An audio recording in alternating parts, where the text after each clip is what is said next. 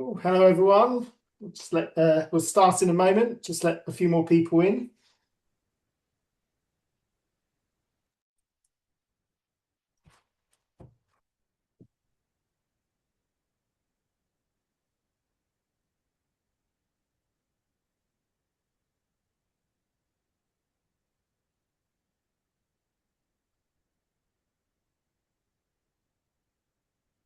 Hope everyone's well. Yeah, hello everybody. Welcome back. Thanks for joining us. Day 3. People filtering in. Yeah, let's just give it a couple of minutes, Graham. Yep, no worries. We can twiddle our thumbs and say stuff. I'll do my hair makeup in the meantime. Yes, why don't you do that?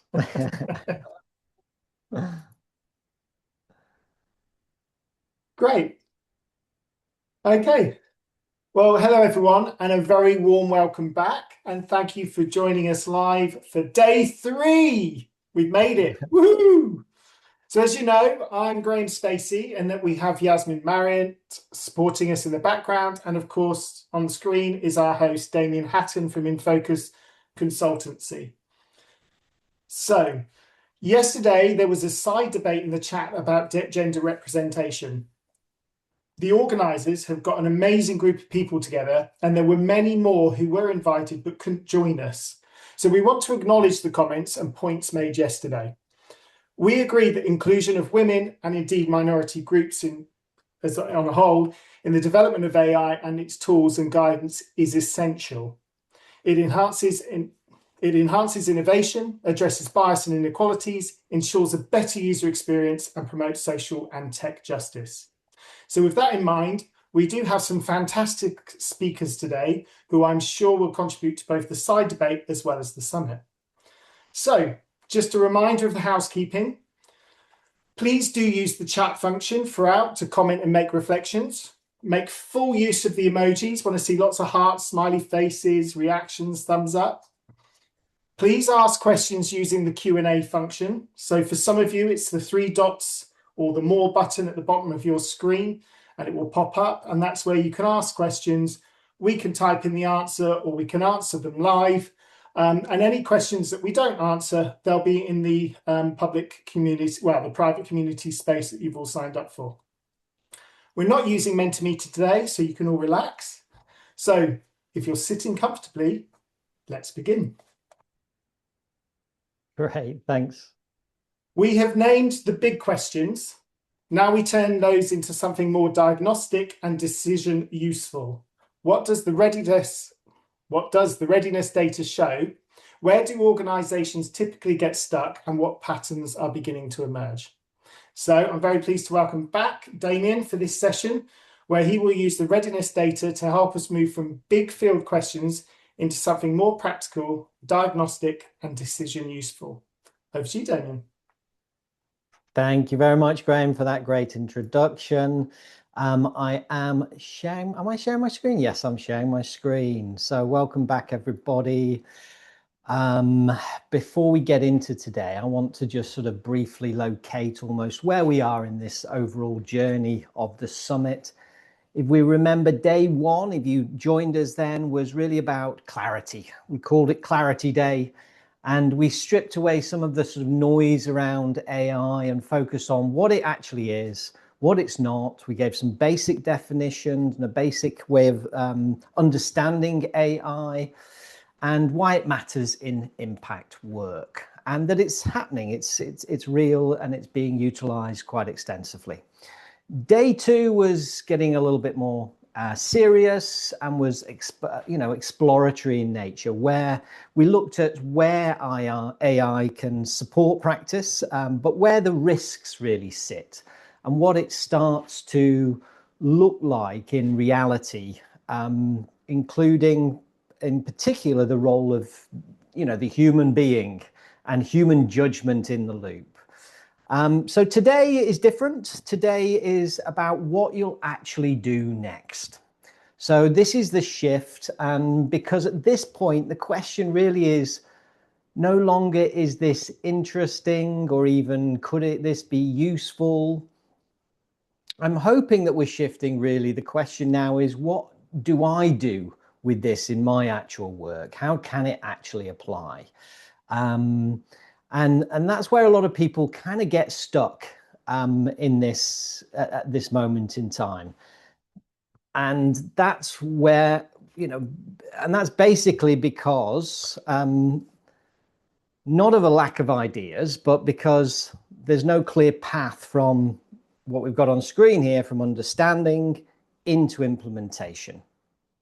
So that's the gap that, today is, really trying to address. How do we move from understanding, getting conceptual framework, into implementation? So if we're honest, most organizations right now are somewhere in this space. They're experimenting, trying tools, testing prompts, seeing kind of glimpses of what works and what doesn't and what's valuable. But often it is fragmented still. It's inconsistent use of AI in this space. And it's often happening in isolation. That's one of the real reasons for us to bring community into this equation, which leads to kind of a very common internal question that everybody asking: is this actually right? Am I actually using it in the right way? And we heard yesterday from the panel, though, the importance of just diving in, of experimenting at this stage, but we're left with this kind of a question. Am I using this appropriately? Is it credible? Would I stand behind, this if I had to actually explain it and say where I got this conclusion from, or this particular output that you've put in, you've developed? And that uncertainty is completely normal. It's a sign of, but it is a sign of something quite specific in terms of what you don't have yet, which is an operating model. And that's where we're trying to go to today. What does that sort of operating model look like? But there's two types of risks for staying in, where we are right now.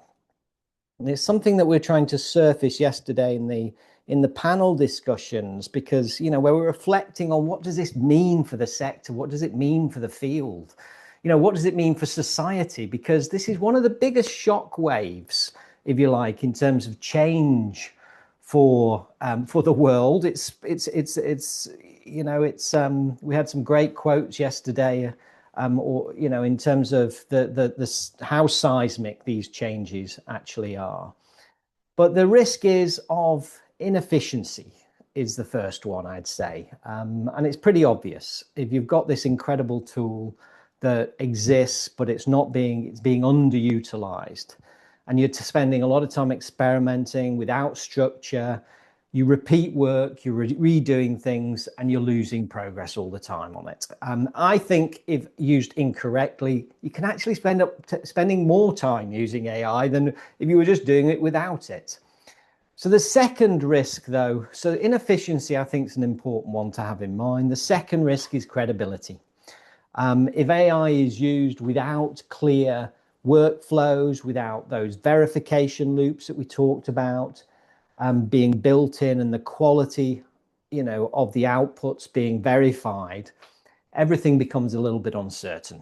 And so, and we talked about why that's important in impact work in particular, because we're not just producing content like for a marketing campaign or the next email we want to send. We're producing evidence, insight, decisions that will affect real people's lives. So there's much more at stake. So there's not just a productivity question, it's actually a practice question. So what today is about, before we kind of really dive into today. So today's about moving out of that particular space, not into perfection of what AI is, but it's something much more useful, I think, now moving forwards. It's a clearer, more structured way of working.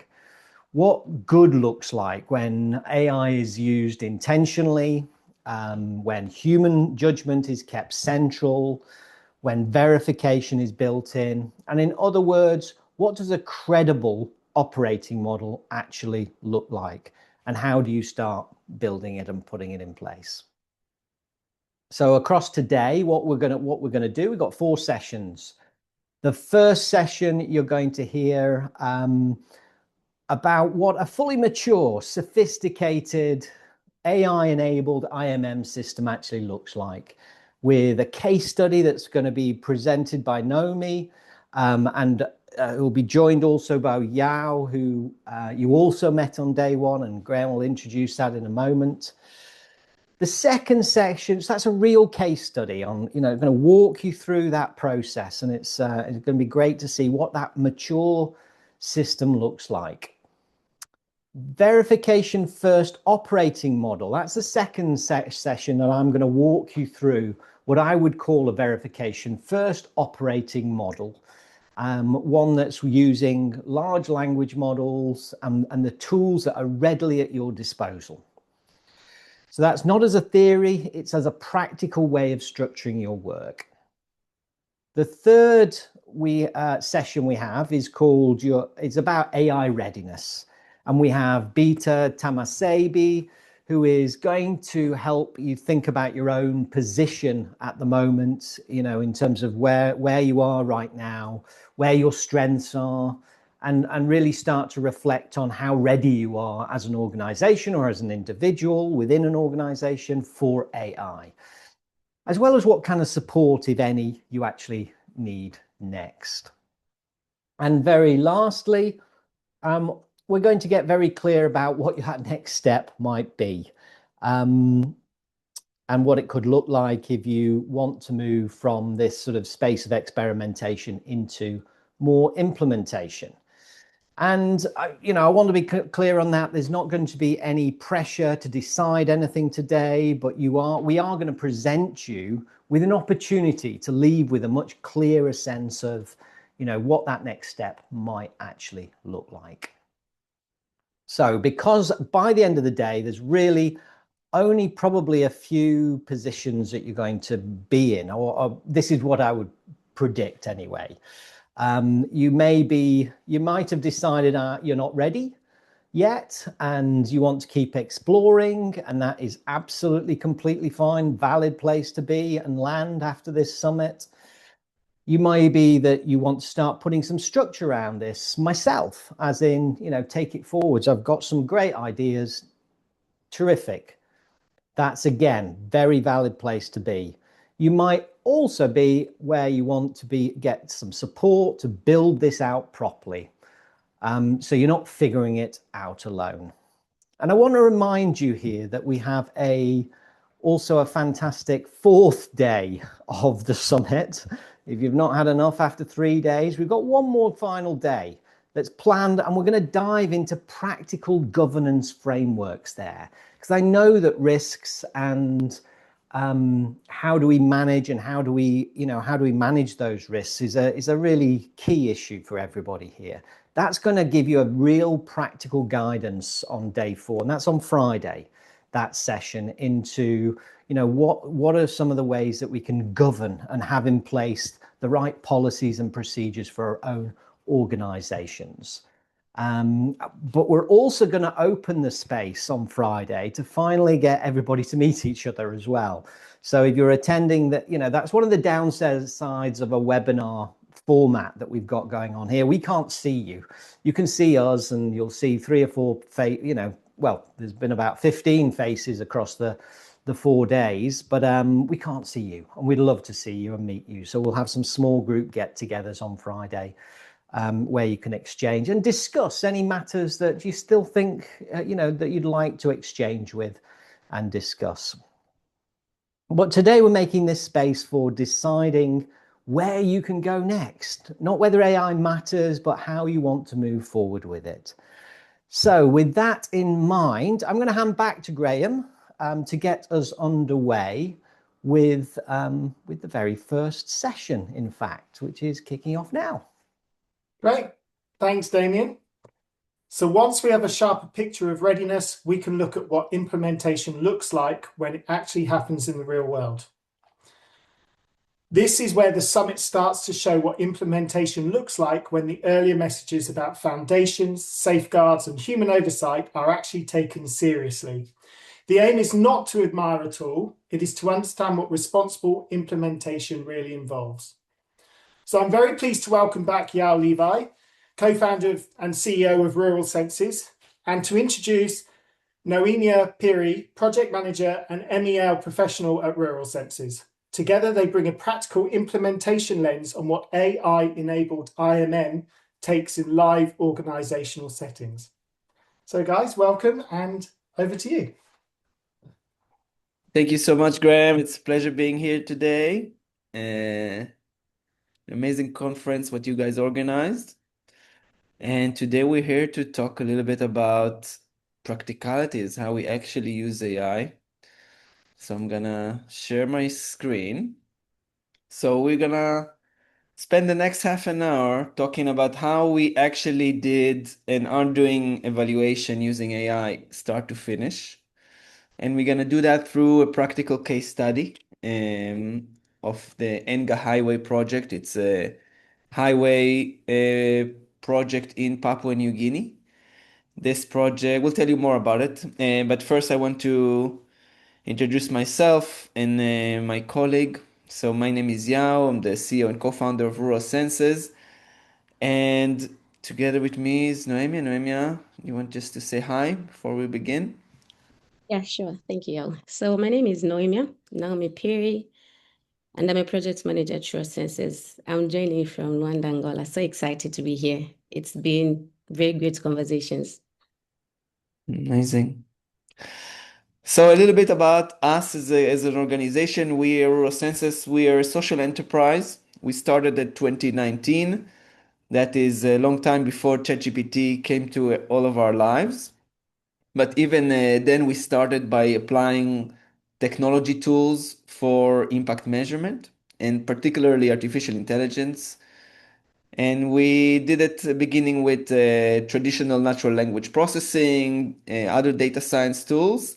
And of course, today we are combining all the foundations we created with all the LLMs that we all know and love. And yeah, we started as a research project at the University of Cambridge in England, and that kind of based our foundation in building processes and building verification systems, and that's a little bit what we're going to talk about today.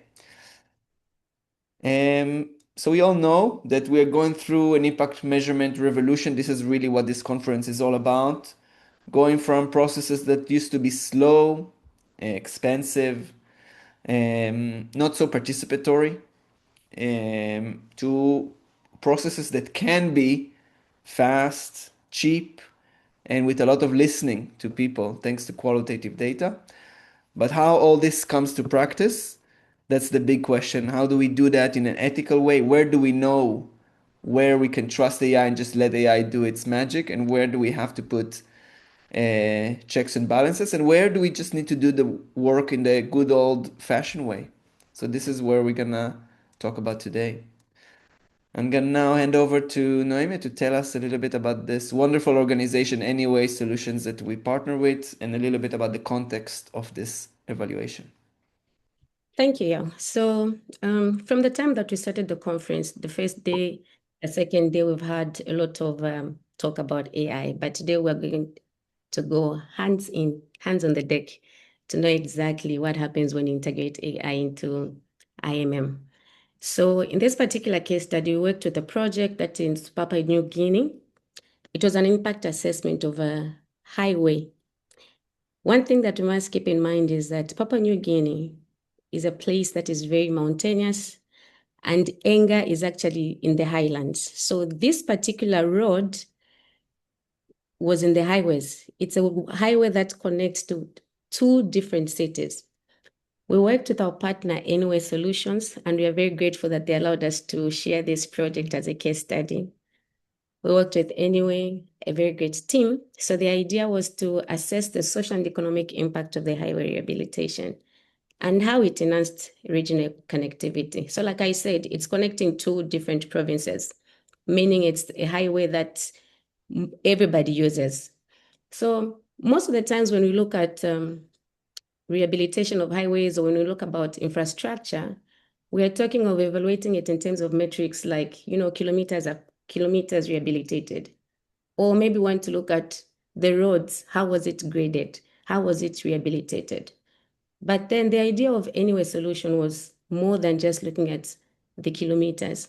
It was more about asking the very big question, how is this changing people's lives? Yes, the highway is a regional connectivity. It's connecting two different places, but how is the rehabilitation of this highway going to change the lives of the people? I must also make mention that before the rehabilitation of this road, there was a failed road. So when Anyway came in to rehabilitate this particular road, they were looking at finding a solution that will cater for climate resilient solution. So this is how this road came about. So it was a pleasure to be able to assess the impact as we'll go on to see in the project. So we can move, yeah. Thank you. We already talked about that in the first day, but I do want to emphasize that what we're going to show you today is what we did using AI, but while we employ domain experts, evaluation experts to run. So really the biggest power of AI, like the power of a good kitchen knife, is when it's used by experts, and this is where we can make delicious meals and powerful evaluations. So where are my logos? Oh, there are. Where actually we used AI in the evaluation. We used AI in almost the entire workflow, from research plan to the final reporting, with validation and quality checks in each step. So these are the 7 steps that we use in the project: building an impact model, creating a research design, collecting data, data processing the data that is in different language, qualitative and quantitative, data analysis, reporting and visualization, and also impact management. We're not gonna go through all the steps because we're conscious of the time. But the interesting parts we're gonna go through, and if you have any questions at the end of the session, we're also happy to go deeper in any of these steps. So, are you ready to start, everyone? Are you ready to start, Noemia? Yes, let's get it. Let's do it. Okay, so step 1 started with an AI-assisted impact model design. So we are looking at the logic framework and also the theory of change. One thing that we did, or maybe before I even go to what we did, most of the times when we do a theory of change and then we want to do the literature review, it takes quite a lot of time. So we use the AI to do the literature review. Once it did the literature review, we consulted with stakeholders. So the whole process was AI and also the stakeholders. So in the first place, we consulted with Anyway solution. And once we had come up with indicators, activities, inputs and outputs and everything, then we asked the AI now to create the theory of change model. Once this was created, we now went back to see which ones are really the ones that are making sense for the project, which ones are the ones that we want to measure. Because like I said, the big question is, what do we want to measure? So when we use the AI to do the literature review, we went back to sit with all the stakeholders, and then we understood their priorities and the observations. Once the AI generated the logic model based on the literature review, we reviewed and refined it as the stakeholders, together with the stakeholders. So the AI gave us the activities, it gave us the outputs, it gave us the outcomes, and it gave us the long-term outcomes. But one of the things that I want to also emphasize is that even when the AI gives us this input, it also justifies why is this activity connected to this output, or why is this output connected to this outcome, and why is this? So it gives us a picture, a roadmap of why everything is connected to what. So when you see an outcome, it will justify also based on the literature review. So when we're talking about a human in the loop or verification, this is also where verification becomes very important. Important in terms of meetings, or rather verifications with stakeholders, as well as the AI telling you exactly why it is giving that output. So it justifies. It will tell you based on this literature review, based on this activity, this is why it has generated such an output or such an outcome, or the long-term outcomes. We can go to the next slide, yeah.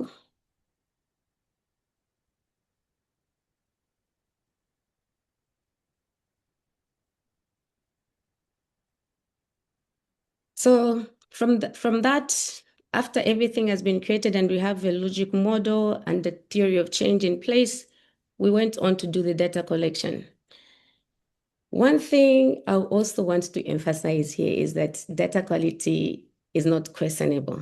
We cannot rely just on AI when it comes to data quality. So when it comes to data collection, we did the data collection with the local people in Papua New Guinea. These people understand very well the communities they live in, so they helped us to collect the data, which is face-to-face interactions. And aside from just, having the local people collect the data, we were tagging the GPS. We wanted to know exactly the data points where the data is being collected, because this can help us in future if we want to use maybe GPS to be able to locate, or want to use satellite. We're able to triangulate the data afterwards.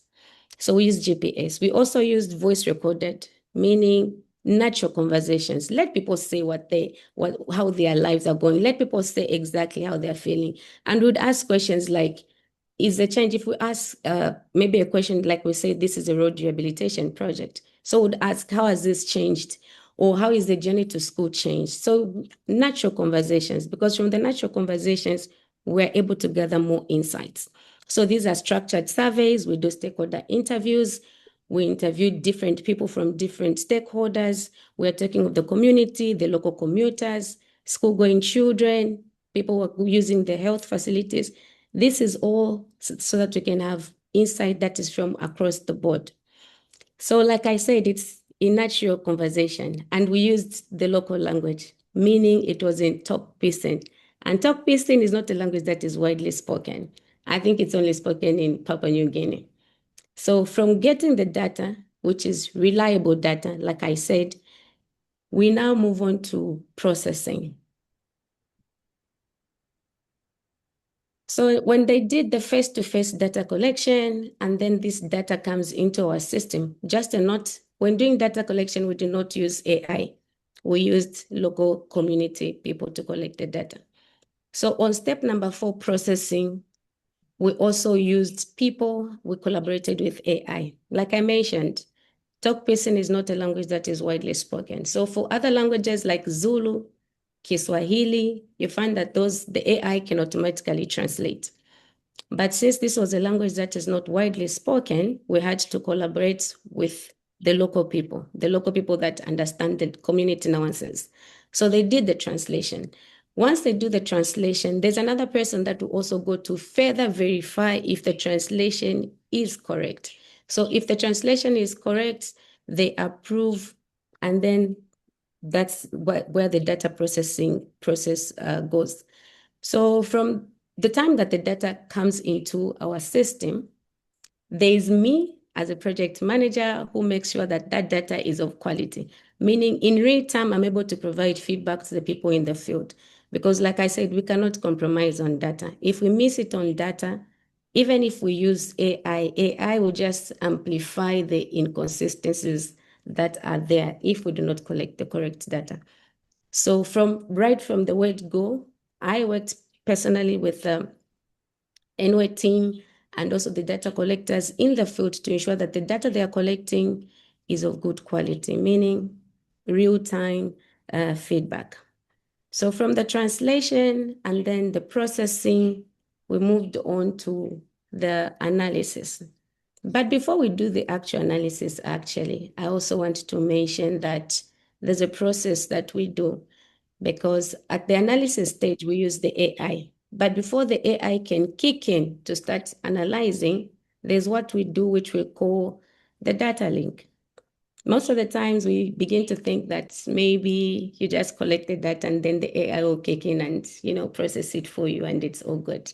But then there's a process that we do, the data link. So this data link, as an evaluator, I go in and I look at the data. I begin to map the questions connecting to which indicator, this question, which outcome is it informing? So once I do that data link, that is when now the AI can kick in and analyze. Yeah, would you like to say something? Maybe just to add that the way the AI was really efficient in this work is that we didn't start from scratch when we did the transcription translation. Usually, if you want to transcribe and translate, let's say 1 hour interview, it will take the average translator maybe 4 hours because it's a long work and you need to start and stop. And even though our AI models were not very accurate in talk pacing, they were able to make the work more efficient. So they were able to break down the conversation into small pieces. Each piece was giving a first draft using AI, not perfect, but a first draft. And then these little pieces were going to multiple different people. And then each one, well, instead of translating a 1 hour interview, they would translate a 5 minutes or 10 minutes section. And then to transcribe and translate a 1 hour interview, instead of 4 hours, it would take us 20 minutes because it was broken down in an intelligent way to many parts. And that allows us to move fast, use AI, but to keep the validation and the data integrity really high. Exactly. So I have spoken about the data analysis, but I'm just going to echo one of the things that we did also as well. When we look at analysis, especially of qualitative data, most organizations shy away from doing it because it's a lot of work. It's a lot of audio. And like Yao has said, if you're going to give to somebody to translate, it's going to take a lot of time. So the AI does the analysis for us. Okay. Like I said, the verification are in place, the human in the loop, but also it translates the audio and then it codes everything so that even me as an evaluator, when I come in to now see the insights, I'm able to make sense of the data. So if you see, when we look at analysis, we're talking of topic analysis, we're talking of sentiment analysis. The AI will be able to tell you this statement, is the person talking about it in a positive way? Or is the person talking about it in a negative way? Or is it neutral? So some of the quotes that people talked about, particularly in this project regarding the rehabilitation of the highway, I'll just say one of the quotes. I'm a driver of a coaster bus. I would like to say that the road used to be in very bad condition. And we often felt tired because the journey took 3 to 4 hours. Now the road is in good condition and we are able to make 3 to 4 round trips a day. We, the drivers, are happy with the improvement. So we are talking of a road that was constructed or rather rehabilitated in 2017. And we did the assessment in 2025. So imagine after 8 years and the impact is still being felt. So if these questions are not, if we're not having natural conversations, it's a bit difficult to bring out all the insights that we may get from the people because it will be on the surface. So we made sure that whatever questions we were asking were questions that were a natural conversation flow where people can be able to express themselves and talk about this. And much more, even the AI was able to assist us in terms of the analysis of the qualitative data. So we have sentiments, we're able to see which sentiments are positive, which sentiments are negative, and also which ones were neutral. So from the data analysis, once this is done, and I did mention that before the AI kicks in to actually analyze it, I would have already done the data link. So then from the data link, I am also able to come up with a structure or rather a skeleton of how I would like the report to look like. So I build up a structure such that the AI can even begin to automatically write a report, an automated report. But this report follows my structure. So when the AI begins to write, even as the data keeps on coming, it is being updated. So it is a live report. It's not rigid. It's a live report. The more the data comes in, the more it keeps updating. So we create the format AI populated, where it's easy to triangulate. Like I said, even from the beginning, before the AI can kick in, you're already linking the data points. So it's easy to triangulate and it's updated. So it's live. Each time that the data is coming in, it is being updated. And then one other thing that I also want to add is that Anyway solution was just looking at the metrics of how much kilometers were done, but they also wanted to see which SDGs are they helping, or are they targeting, which SDGs are changing. So we are able to see from the outcomes, from the outputs, from the activities and everything else, we draw it down to which SDGs they are addressing. And from the report, you're able to also see where exactly is this change happening. So we're talking of a high quality impact auto-generated report. But then this auto-generated report, the AI is a partner, the AI is a collaborator. I am the one driving the report generation. I am the one driving how this report should be formatted. I am the one making sure that the best for this automated report is done in such a way that even if the AI kicks in, it comes to generate. It is something that I've already set a base for. So these are some of the things that we do not overlook when it comes to using AI or incorporating AI in the evaluation workflows. It's always human in the loop, verification, and with AI as a partner. Ainami, I just want to add, in addition to the human in the loop, the importance of the context. So we didn't just let the AI create a report and reviewed it. We built a whole workflow that started by having a really strong literature review, so we knew what's happening in similar projects in other parts of the world. We had a strong logic model. We had an analysis of every sentence that was collected. And the AI, when it came to write the report, it was aware of all of these parts. So the report was really, in a way, a very concrete task that the AI could do without needing to kind of reinvent the wheel, because all the different structures were already in place. And that improved a lot the quality of the report. Exactly. So there was a question, I think, on the first day about where we can integrate Notebook-LM in our evaluation work. So this is exactly what we did with Notebook-LM. Once the report was done, we generate a video with Notebook-LM and also an infographic. So most people, we are visual people, so before somebody can even read the complete report, they can watch the video, and the video is a summary of all the insights that are there in the report, of everything that the report is talking about. So before our partners can open the report and dive in to digest exactly what are the insights, they're able to see the video. So Notebook-LM is something that you can use at this stage. And also it provides us with a dynamic infographic.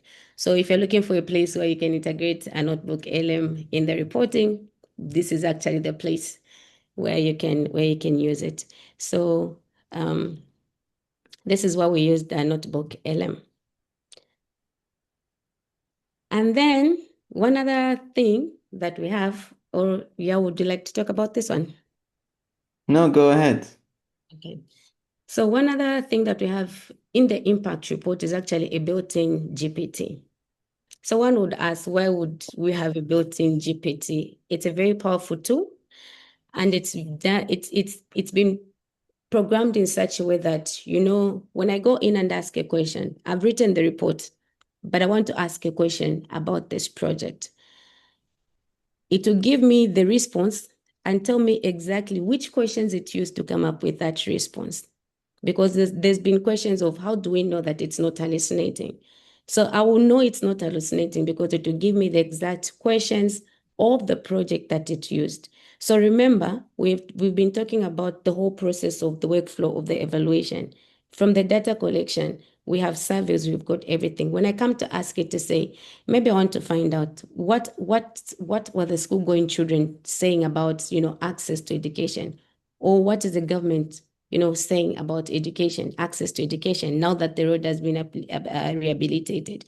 It will give me a response, and it will give me specific questions that it had used to come up with that response. So this is one of the things that can help us, especially as evaluators, when we're doing our evaluation. So the report has this built-in ChatGPT. And then it helps us to dive into the data. Sometimes before you can even dive in and read the whole report, you can simply just be asking questions about the actual project. So everything that it gives, all the output is in relation to this particular project, with proof of questions that it has used to come up with those, the output. Yeah, I think it's one thing I learned in the 7 years I'm in the monitoring and evaluation space is that very few people are reading evaluation reports, impact reports. And that is a sad, but that's the reality. But with AI, we can make the reports much more engaging. So in the same report, you have an infographic for people that just want to look at an image. It was generated by NotebookLM. In the same report, you have a video for people that just want to watch a video. And in the same report, you have this built-in GPT for people that have a specific question and don't have patience to look through where to find this question, this answer.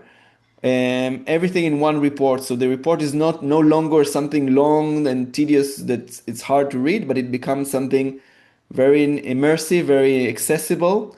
So everybody can take the relevant insight from that. And it solves a big issue that I think we all have in the IMM industry of making things more accessible and connecting, linking the insights that we find to other parts of the organization. So actually learnings can move to actions.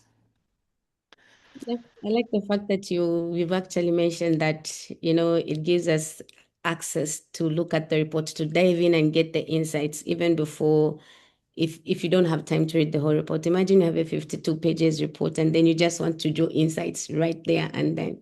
So this is one tool that is really helpful. So now the key lessons in this AI in evaluation. One of the things that worked for this particular project that we worked with anyway is that it scaled qualitative analysis. These are the things that worked in this particular project. Then community voices remained central. Like I said, we used audio. So what we're looking at is the actual community voices, the insights from the community, the lived experiences. So they remained central. And then we used mixed methods. We did not just use the voices or the voice audio recordings. We also did the quantitative research methods. So it was a mixed method to ensure rigor. And also we did reporting time. It reduced reporting time very, very significantly, because a report that would take us days, it took us just a few minutes. And if I'm going to explain. When we talk about literature review, I had mentioned that literature review is one process that takes a long time. Most of you are evaluators and you agree with me that if you're doing literature review, it can take you weeks. So instead of taking a week, we're talking of 10 minutes. The AI will pick out the projects that are similar to the one that you're doing. Also, the creation of the theory of change. Instead of taking 2 weeks, trying to come up with indicators, activities, inputs, and creating the theory of change, we're talking of creating it in 2 days. Analysis. This is the time that we saved. So analysis, instead of taking 1 month to analyze the data, we are talking of analyzing it in 2 days. We have an auto-generated report. Instead of a report taking maybe 2 weeks, 6 weeks, we're talking of generating a report in just 2 weeks. So what did not work in this particular evaluation? What did not work is the automatic translation. Like I mentioned, top person is not spoken in widely. So because it's few people that speak it, the AI was not able to pick it and translate it automatically. And this is where we leveraged the humans, we leveraged the community people. Yeah, leveraging, because we leverage AI. So we also leverage human, we use the humans to be able to do the translation. Then what must be verified? We're not leaving everything to AI. We are saying translation, especially in less spoken languages, must be verified. Contextual interpretation, it also must be verified. ethical data handling and practices. All these things have to be verified in order for our work to be efficient. So in as much as it's saving time, in as much as we are able to save time and be efficient, we are not going to throw away our verification booths. We need to be hands-on in terms of verifying our work. So in short, I'm saying we approximately saved 10 weeks of time in doing this this evaluation. Yeah, maybe you can add something there. There's a lot I want to say, but I'm also conscious of the time and I want to give people enough time to ask questions. So I think we'll stop here. I want to thank everyone and very happy to answer questions now or in the email. Both of our emails are here. The tool we use is a tool we built in Rural Census. It's is what we do, and all the people in this conference are eligible to get a free access for a limited time of 2 weeks to try and test the tool as much as you want to play with it for 2 weeks. And we will share in the community the details of how to get access to the tool and how to see if you're eligible to get the free access. But this is a present for us and for all the lovely people that are organizing and the lovely people that are attending this conference. So thank you very much, and we'd love to answer any questions. Great. Thank you both so very much for that. I think the most common question, and you've started to answer it, is what tools were you using for each stage? What tool did you use for the theory of change? So I think people want that sort of nuance, or was it all the tool that you developed yourself? Yeah, so like I said, we started Rural Census in 2019, and we built it step by step to do the full flow of the full workflow, the full impact measurement cycle. So we use the tool. Its name it's called ImpactMate, but it's a relatively new name. Until now, it was just called the Rural Census Platform. So now it's called ImpactMate, and we are it's being used by both really big foundations like Mastercard Foundation and other big foundations, but also very small nonprofits are using it. So it's a very versatile tool, very powerful. It's using both the models that you know from OpenAI and Anthropic, but with a lot of models that we built ourselves, specific for this context of impact measurement, specifically for working with vulnerable community members. Great, thank you. And can you share a bit about what you did to protect privacy and confidentiality in the use of AI for this evaluation? Quite specific. How did you do the anonymization, etc.? Yeah, absolutely. So if I will share personal data with ChatGPT or NotebookLM, no one guarantees that the models won't be trained on it. No one guarantees that it will not be accidentally leaked somewhere else. And especially when working with qualitative data, sometimes we ask people questions like, how are you feeling today? And they will answer, oh, my name is Yao, I live in this village. So they share a lot of personal information, even if you don't ask for it. So it's very, very important when you work with AI to make sure you have good anonymization system. These are one of the things that we built really early on, and we don't use any of the commercial AI tools, not to share it with any third party. And all the data that's coming in through our platform is going through an internal process of anonymization, removing names of people, of locations, of organizations, and it's verified to not to delete it completely from the system, so we don't even have access to that, and only then we use like external tools. Great. So did that take extra time or did you use AI to anonymize the data going into AI? Exactly. You use AI, but it's a specific model. It's not a ChatGPT, etc. It's something local that never shared with a third party. Okay, great. Thank you so much, both. And there are quite a few questions in the Q&A. It'd be really good if you could answer them today before you join. And I hope you enjoy the next session. Thank you very much. Thank you, Graham, and thank you, everyone. Thanks. So having seen a practical case, we now step back and ask, What kind of operating model makes that sort of work credible and repeatable? We have now seen implementation in practice. So this session now asks what design principles sit underneath credible use, where the checks sit, where the human stays responsible, and how accountability is built into the workflow itself. So I'd like to ask Damien to come back. Oh, there he is. He's just magically appeared to run this session.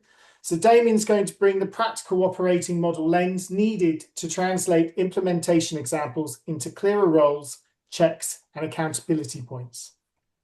Thanks, Damien.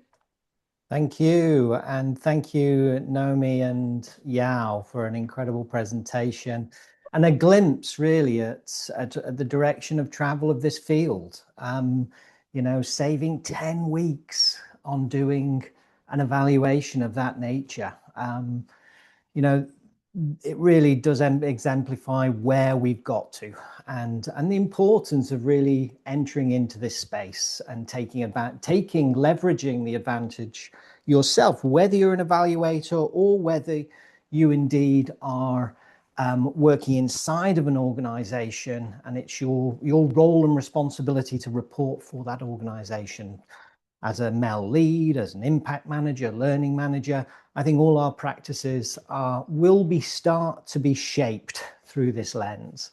And it's not so much about, you know, is AI going to replace you? It's more, can you use it effectively? You know, so that your practice moves on, your approach moves forwards with the times, and the times are moving fast. And in fact, it's already here, isn't it? So let me share this verification, what we mean by this verification approach, designing a verification first operating model. So if we use AI well in impact practice, the real challenge is no longer access, but because most people have these tools, right? You can access different models. We've got an offer there as well for 2 weeks free access to ImpactMate, which is amazing as well. The real challenge is really implementation. How do you build a way of working that is structured enough to be useful, credible, and practical? And of course, we've just heard about a system that you can utilize for that. But you might also want to ladder up towards that end destination of that kind of a system in place. And this is really what I mean by a verification first operating model. Whichever tools you're utilizing, you know, you need to kind of structure and approach it in a similar way. So the problem for most people, the gap isn't sort of really technology right now. It's the absence of a coherent way of working.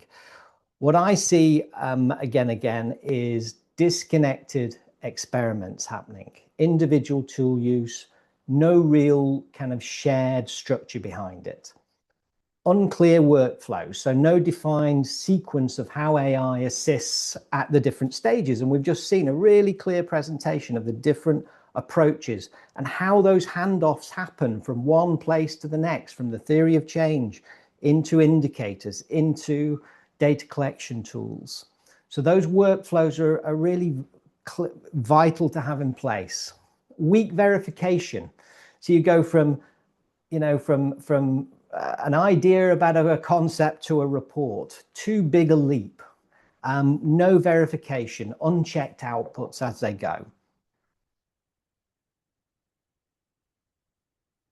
And no continuity, progress lost, sorry about that, between cycles. So each round restarts again. So we talk, you know, in ImpactMate there, the example there, the report at the end was drawing from everything that went before it. The document review, the data that had come in and been analyzed, it's feeding together, not being disjointed. It's no longer fragmented. So that continuity is really quite important. So the question earlier on really was, can AI help in impact practice? And that was the right question for the start of this summit. But it's no longer the most useful question I'd posit at this stage. I think the better question now is what operating model lets us use AI responsibly, consistently, and well. And that's the shift from kind of possibility to actual practice, from curiosity to design, from one-off experiments to an actual model that you can use repeatedly and improve over time and make it trusted. And that's the shift really that we're encouraging now.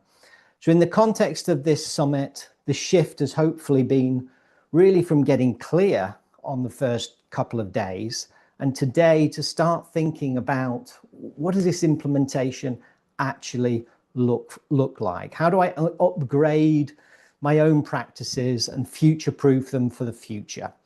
Which is here already in actual fact. But also we talked yesterday about the wider sector. We talked about in this panel session, there's a window of opportunity really at the moment to shape the field more proactively. But we can't sort of sit on the sidelines with that and sort of hope for the best. We kind of need to dive in and start implementing, start that experimentation ourselves and take control of the future, which, is already shaping how many people are doing different things. So a better operating model, basically has four things. Give structure to recurring work. There needs to be an architecture and a cycle that follows. Keeping human judgment close so that AI can support but can't take over the accountability. That was an important part of that example, that case study we just got, where it needs that insight, where data collectors need to do the interpretation and the translation of language. It needs to stay that way. So you need to be aware of that. Building verification into the workflow, checking is a design step. It's not an afterthought. It's something that you have to, kind of think, what are the gates before we move on, where we have to stop, ask ourselves and sort of evaluate whether this is actually correct or not. And then finally, reduce rework without reducing the rigor. So that matters quite a bit. The goal is not speed at sort of any cost. The better we are at sort of sequencing, the fewer false starts they're going to be. In other words, let's, not thrash around, but have, and not have less thinking, but actually get more rigorous, results out the other end.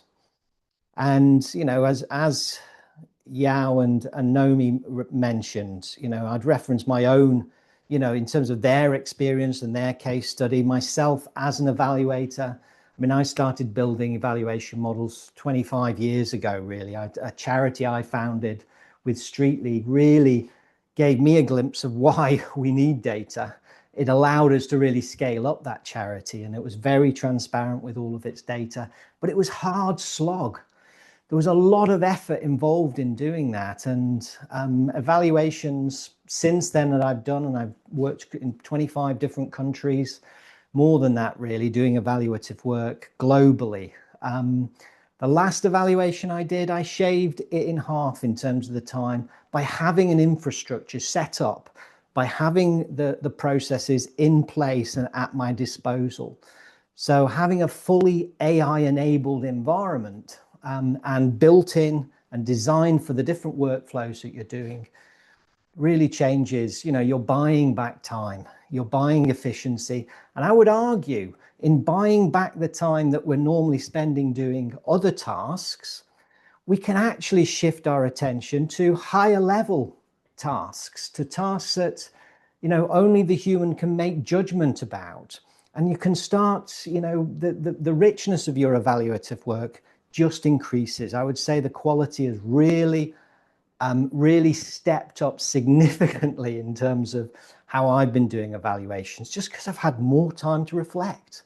What does this actually mean? I've not been in the weeds of slogging through coding bits of data, or we've all had little sticky notes up on the wall, right? And trying to make our way through mounds of paper. So it's here at the moment. And it's really been my experience that you can really also save an awful lot of time and efficiency.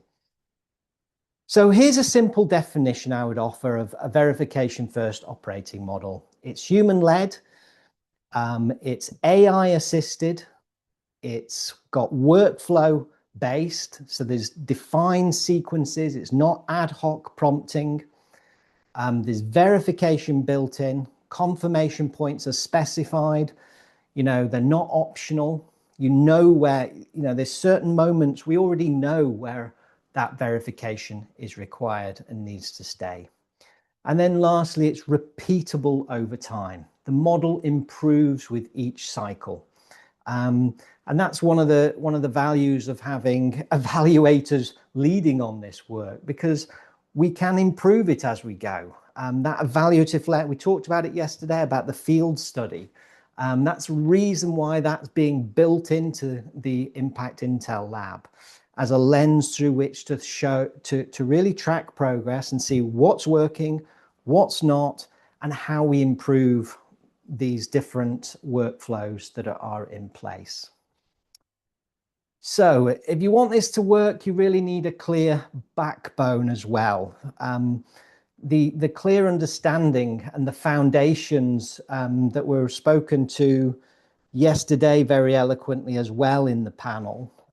Elizabeth really spoke to those from a practical experience.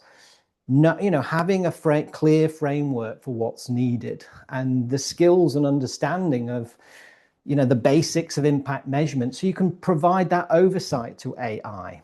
So we have this 12 steps to IMM framework, but Yao talked about 7 steps, 12 steps, whatever the number of steps. Each of those can be AI enabled. But having that the clarity about what that backbone looks like and the overall structure to it, so that you've got a sequence, a defined order that guides every cycle through which you're running, whether it's just, you've got an individual project you're looking at, whether you're looking at a program, a collection of projects, or you're looking at an entire organization. That sequencing just gets run over and over. So this is why having a clear backbone is so important. But it also gives clarity.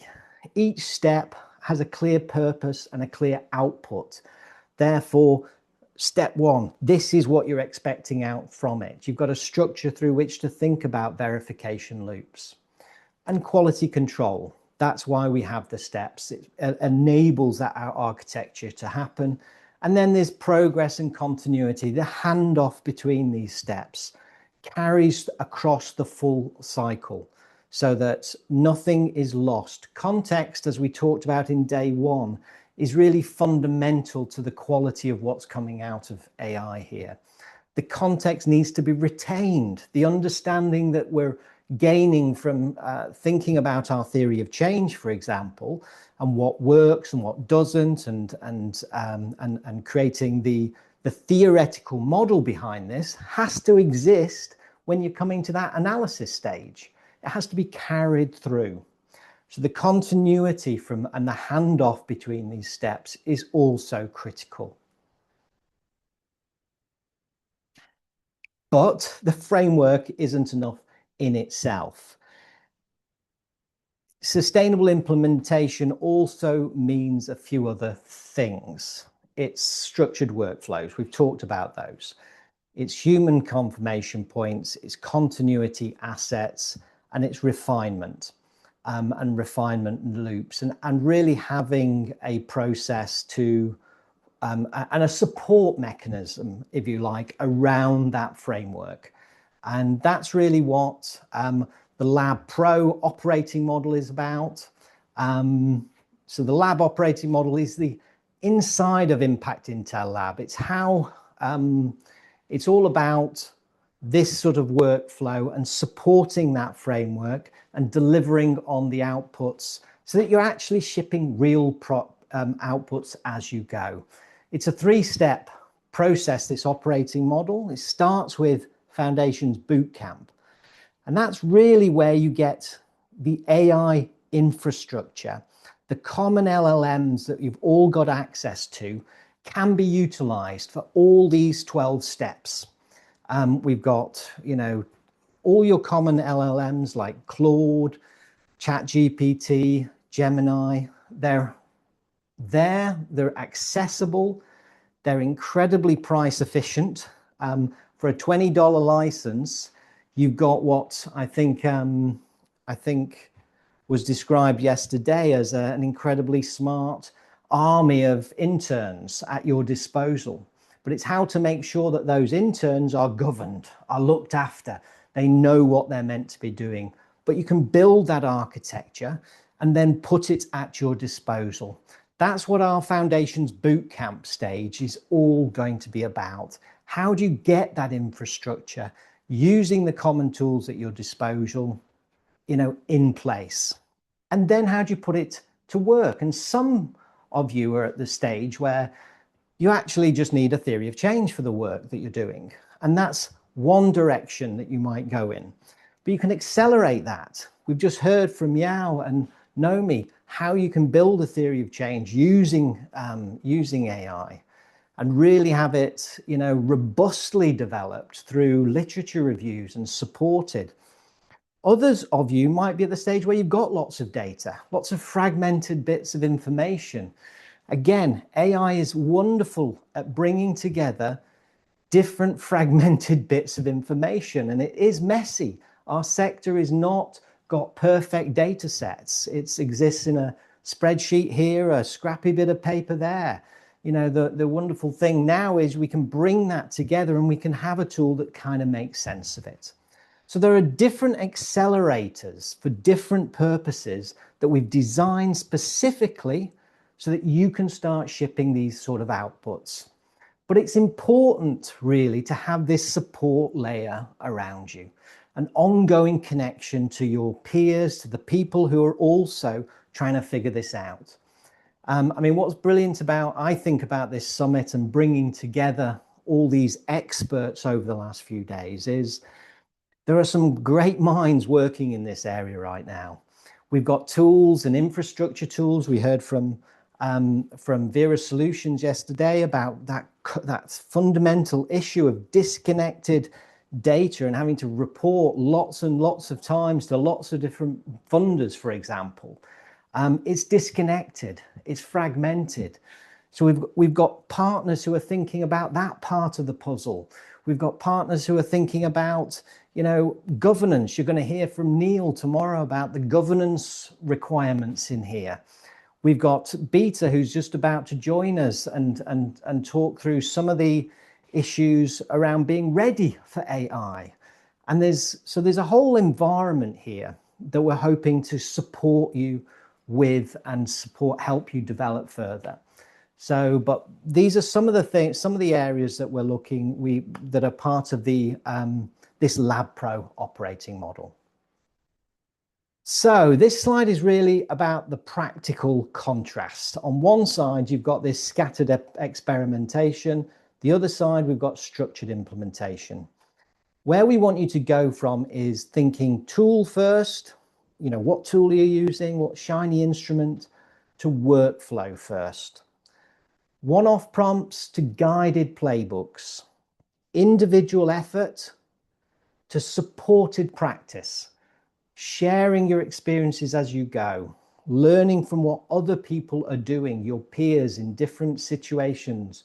That's a wonderful way to kind of, find out what the next step you should be taking.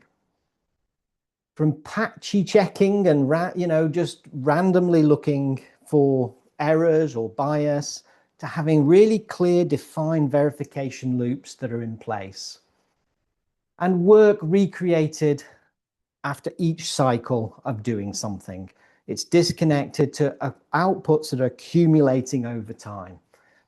These are things that AI are enabling. When we talk about AI-enabled IMM, it's this, workflows, but it's understanding how how AI really enables all of this structured implementation. So that's where we're trying to go from. Why Lab Pro exists, and we're going to talk about this. Well, this is the offer that we're going to put to you in a moment. It exists not as a generic AI training, not as a kind of tool club, and not as a library of kind of disconnected ideas. It exists as a sort of supported environment. In other words, it's a place where the operating model that I've just described can actually be built properly, built effectively, tried out, and you can ladder up to different instances. So it may be that Impact Mate is the right solution for you to work towards. It might be that you're perfectly happy with your own AI clones that you've developed in ChatGPT or in Gemini. They're all powerful tools. There's going to be pros and cons of different approaches. So the point of the environment is really to help people move from this place of, which we hope you're getting to, of clarity into implementation, but with enough structure and enough support and enough continuity to ensure you can make the full journey. So rather than leaving you to sort of improvise from a good summit, and we hope you've taken a lot of ideas and inspiration from it, that you can move on with the right support. So Lab Pro is not here just to keep this conversation going, it's to build a credible way of working. And these are some of the component parts that you'll find inside of Lab Pro that we'd love you to take part in. So if you are ready to, and again, we're going to have another session this afternoon because there's other pathways that you may want to go down. But if this if this is the operating model that you want to build and you don't need to wait any longer. If you already know that you're that staying kind of at this level of sort of scattered work and experimentation is not what you want to remain at, this is the point you can move. We're offering, and if you scan on this this QR code, it'll take you through to the landing page where you can see and read more about this offer. But we're offering a 25% founding member discount for this cohort, and it's only for the people who've actually joined this summit. This is the first run through of the Lab Pro environment, so that's why we're also wanting to reduce this price to a minimum level to get as many founding members in so we can kick this off really effectively. So we're offering a 25% discount to founding members, and it's reserved just for this cohort. You won't get people won't get this again. It's available until midnight on Tuesday. The founding rate closes after that, and after we end that particular at the end of Tuesday. And we're going to cap this at 120 places. So we've got various partners who are also taking up different places, but we're not going to go beyond 120 people involved in this first cohort. So if you want to be a part of this early stage of developing this this community and really deep, diving from the learning and the understanding into actual implementation, this might be for you. So either way, the invitation is the same. Don't leave this summit with more ideas. Leave with a clear route into practice. That's the real kind of nudge we're giving you at the moment, because it's important. If you're going to stay, keep your practice really current, going to move with a sufficient pace as the market and as the tools are moving, then this is something maybe for you to consider. But it's not the only route. And this afternoon, we're going to go into some other routes that we're also going to be proposing for those who aren't quite ready yet. So I'm just going to leave that on I think we've dropped something into the chat as well on this. But I think we're going to take a break now. And after the break, we've got another incredible, let me just stop sharing that now. But if you've got questions about that offer, please do put them into the chat, and we'll hopefully get to answering those this afternoon as well. Damien, Yes. we might just want to check the link that's been put in the chat. I think some people have been, it works for me, but for some people it doesn't. So. Okay, I think we'll check that out for you. Yeah, we'll hopefully that link is working. If anybody's having trouble with it, we'll it seems to be working fine for me. So it may just be a browser issue. But we'll have a look at it. We've got a break now, so we'll check that out and we'll just double check that the landing page there's, is working and functioning, and you've got that opportunity to dive in and take a look at that. So perhaps during the break you can leave the QR code up for people in case they so they can make a decision during the break. Great idea. We'll do that as well. So after we come back from the break, which will be at 25 past, we'll start again. We will tackle the next question. How do organisations decide what to strengthen next without trying to do everything all at once? See you in 10 minutes.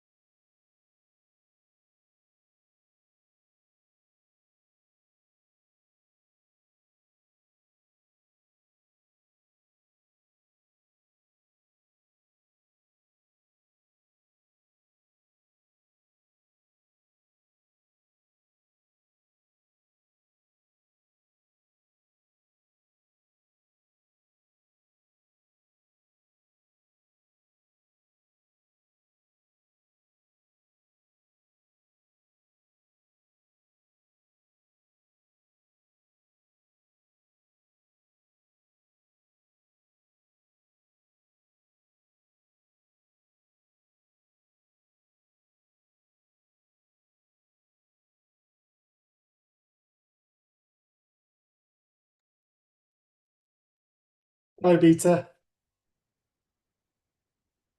Hello, can you hear me all right? Yep, all good. I'll just Wonderful. we'll get going in a second. Great.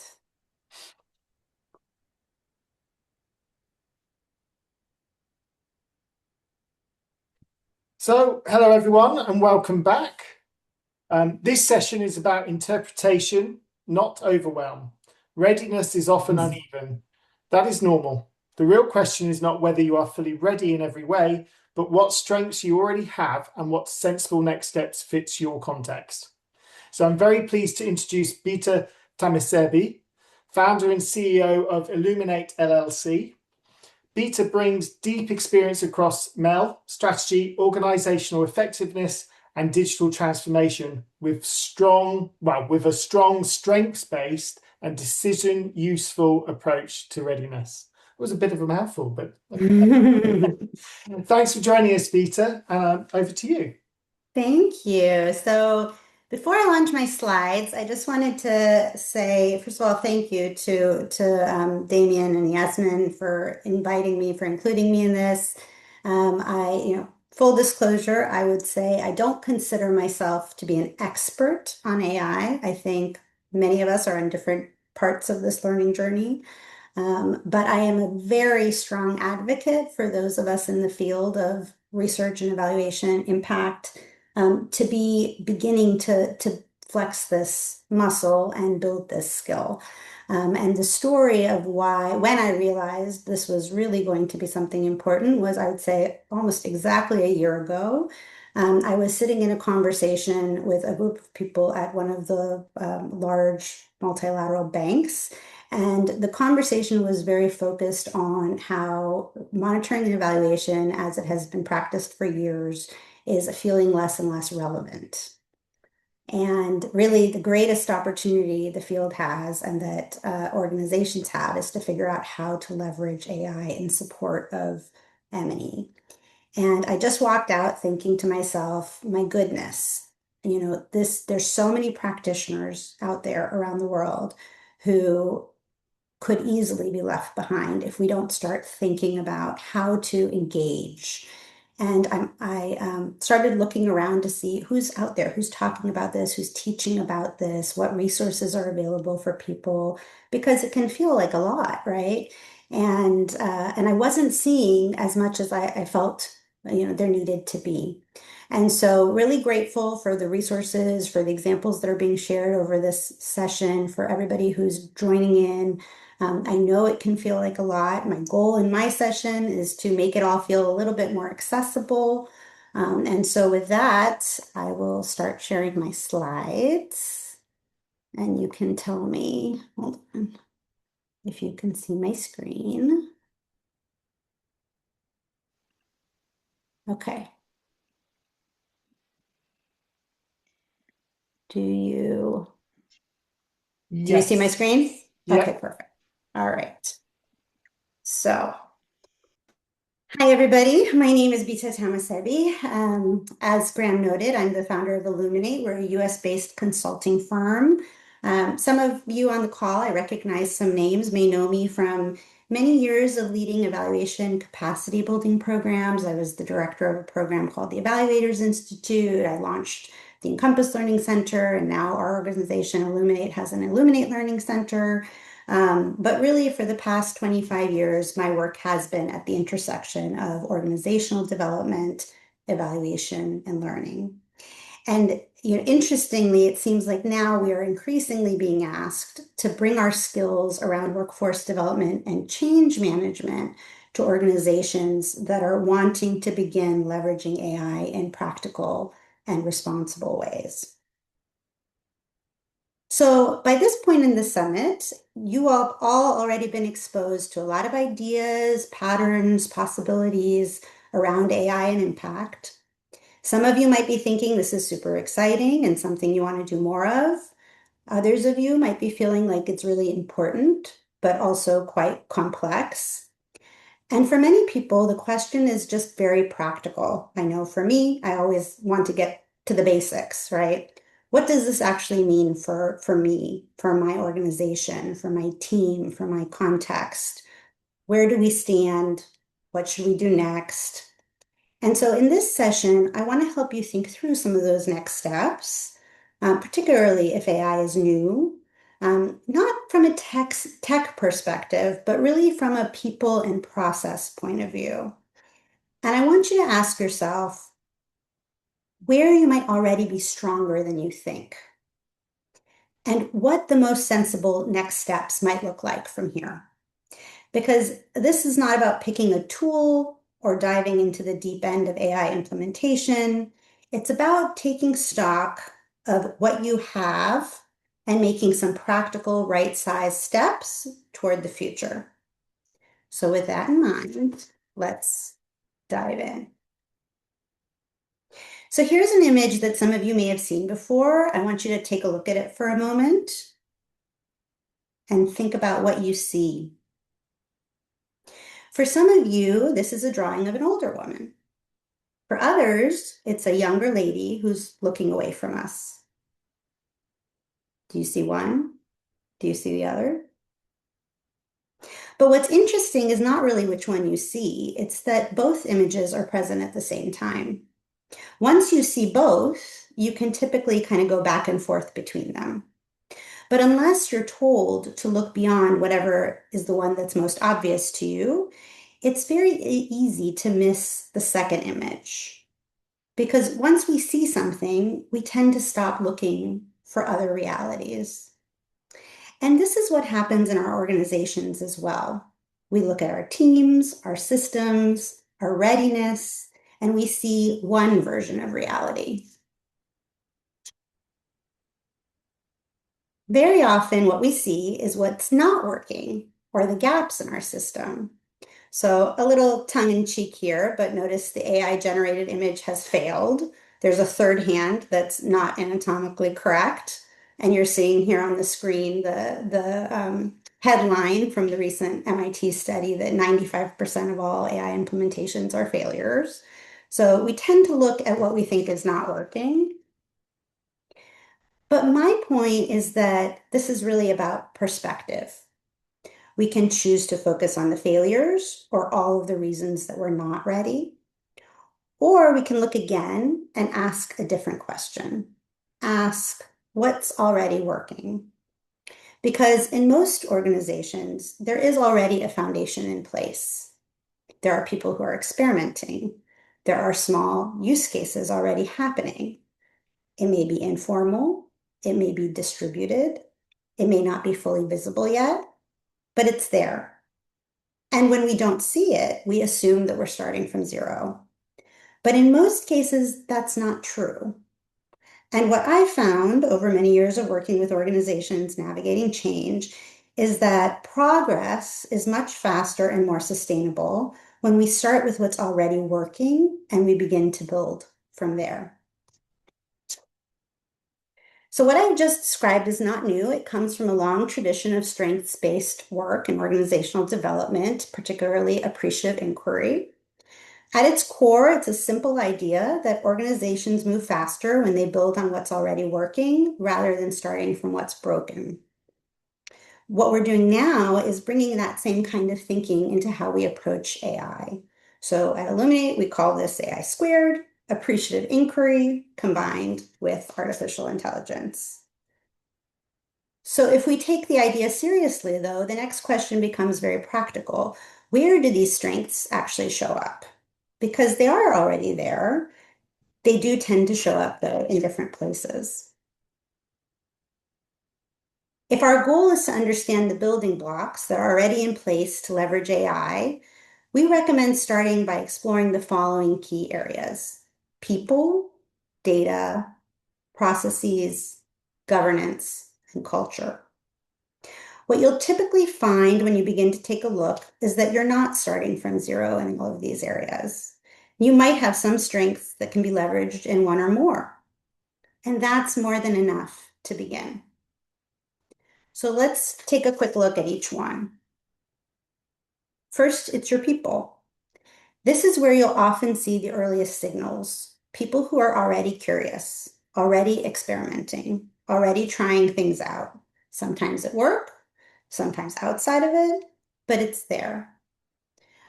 What you want to look for are those moments where something's actually worked, where someone's had an insight, saved time, or saw a new possibility.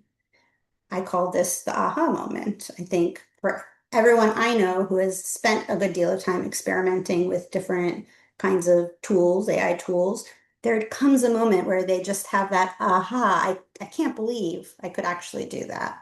And it's not usually at the beginning of experimentation. It's usually after a bit of experimentation. But you want to look for those moments. We all hear the stories about what doesn't work, but what matters here is understanding what good can look like. Who's already doing something useful and what did they do? Those can be really strong starting points. Next, think a bit about your data. What do you already have access to? What are you already collecting, organizing, analyzing? In most organizations, there's already a lot more data there than we realize. And what matters is not just having the data, but how it's being used, where it's already helping people to make decisions or spot patterns or understand what's happening. Because AI is much more useful when it's grounded in something real. So examples of data that you probably already have in your organization might look like things like business development trackers or consultant databases or surveys or financial trackers. Look for where you already have data that you're collecting, tagging appropriately, using for decision making that could be leveraged by one of the tools. Next, think about processes. What does your day-to-day work look like? Where are there things in your system that are repeated, steps that take time, places where work can get slowed down or stuck? Because in most organizations, patterns like this are everywhere. And those are often your best opportunities, places where AI can support, simplify, or take some work off of people's plates. But it's also important to note that you don't want to automate a broken process. So you want, again, to start with processes that work, that are tried and true, but sometimes time-consuming. For many organizations, the processes that are kind of the easiest use cases are ones for which you already have standard operating procedures. If you don't have any standard operating procedures, start by creating one. Think about something and really begin to map out step by step by step from the beginning to the end. If you were training someone on exactly how to do this, someone who knows nothing about it, how would you map this out? What kind of standard protocol would you create? And once you have a solid one, a strong one that can be repeatable and that people understand, that kind of standard protocol is one that can be more easily automated using AI. Next, you think about governance. How are decisions being made about new technologies? How are risks being managed? What guardrails already exist within your organization? And this layer can be less visible, but it is really critical as you begin to scale, because without clear guidance, adoption actually slows down. And I know there's going to be some talk about guidance tomorrow, so stay tuned for that. But people really do move faster and they experiment more when they understand what's allowed and also what the boundaries are. Providing access to a tool without corresponding guidance or support for its use is not going to result in increased usage on its own. And, people report concerns all the time about having a tool enabled, but they don't know what they're allowed to do or not do with it. They're worried about causing harm. They're worried about uploading information that they shouldn't. And so governance is something that can really help people to understand what the expectations are and to begin to utilize these tools in sort of a safer and more confident way. Culture, another really important consideration. How do people feel about using AI in their day-to-day work? Is there curiosity? Is there hesitation? Are people open? Are they resistant? All of this really matters. Culture and beliefs will show up in the behaviors. So do people feel safe experimenting? Are they worried? I just mentioned how often in environments where governance isn't clear, we hear that people are really worried about doing something wrong, and they don't want to do harm, and they don't want to risk their reputational, standards. So creating spaces for people to feel comfortable with experimentation is really what matters and what drives adoption. Because even with the right tools and processes, progress will stall if people don't feel comfortable or confident in using those. Again, we touched on governance, but I want to say that I think it's really just more than just creating rules. Again, we need to be celebrating curiosity, addressing people's concerns when they have them, and empowering people to learn and to reflect and to grow. And that includes having those, moments in place where we are vetting for quality, helping to make something better, helping users to improve their skill sets. All of that really matters. And I want to take just a second to tell a really quick story, because I was telling this yesterday at a conference I was at, where for me, I started really getting excited about the possibilities of using, in this case, it was ChatGPT a few years back, 2 years back. And at the time, one of the responsibilities I had in my organization was to oversee communications. And one of my aha moments was when I realized that we could take, reports and different kinds of things and very rapidly develop blogs, summaries, etc.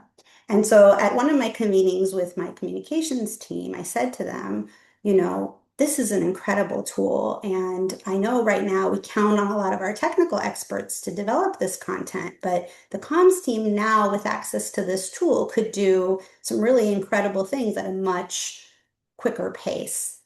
And I gave access and I encouraged everybody to use it. But what I didn't do is provide more clarity about what good would look like, or how to develop, how to prompt, how to do this thing that I was encouraging others to do, or iterate all the things that we know are important. And what I got back in the initial pass was what many people now refer to as AI slop, right? Something that AI generated, quality isn't that good, looks very generic, etc. And I turned back to the person who had provided this to me as supervisor, and I said, well, what do you think of this? This was what was given to me. And she said, well, you told everybody to go use ChatGPT. And I thought, fair enough, absolutely, that's true. I provided a tool, I encouraged people to use it, but I didn't actually give them the tools they needed, or the guidance they needed, or the training they needed, or even the space they needed to figure out how to use it well. So I think that's a really important piece in a fast-moving world where we all have a million things to juggle. We need to help people become good users. So at this point, we've looked across some of these areas, and you'll often find that you're not going to be equally strong in all of them. Maybe you have the culture and the curiosity, but you don't have the data. Maybe you haven't thought about governance yet, and that's okay. Some things are already working, others will need more attention. So the question becomes, where do you focus first? And it's at this point that I think, the question is not about doing everything you could do. It's what makes the most sense to do next. And that's where I think a readiness ladder can kind of be helpful. You're not ahead or behind. Don't think about it like that. We're all somewhere on this, spectrum. I think it's about understanding what kind of next steps make sense for you. If you're closer to the starting point, you're beginning experimentation, think about starting with your strengths. So again, where are people already experimenting? Where have you seen something useful? You don't start from zero, you start from something that's already there. If you're already trying a few things, then you're more in the test and learn stage. And I think now it's about being a little more intentional, pick one or two use cases, test them properly, define what success actually looks like, measure how you're doing? I saw a question in the Q&A about how do you quantify. Start with thinking about how long would this have taken me before? How long is it taking me once I've established that I know what I'm doing? Not so much through the learning phase, but once you've figured it out, compare the before and the after. Where are you seeing value? What's surprising you? What do you want to build on? These are all appreciative questions. And this tends to be where the learning really happens in an organization. And if you're further along in your use, then you're really thinking about scaling, right? Not just scaling your activities, but scaling what actually works. How do you take things that are already creating value and make them more consistent? How do you put the right guardrails in place so that people can move with confidence, or set up agents, or set up all the kinds of automations, but you do them on systems that you've already vetted and still have guardrails in place to check before they go out and do something you don't want them to do. You need to always have that responsible lens. And how do you build capability across your teams? By sharing what's working, by building from there. Training is important. Space to use is important. Space to share what's working, and also concerns and considerations, right? It needs to be open and transparent.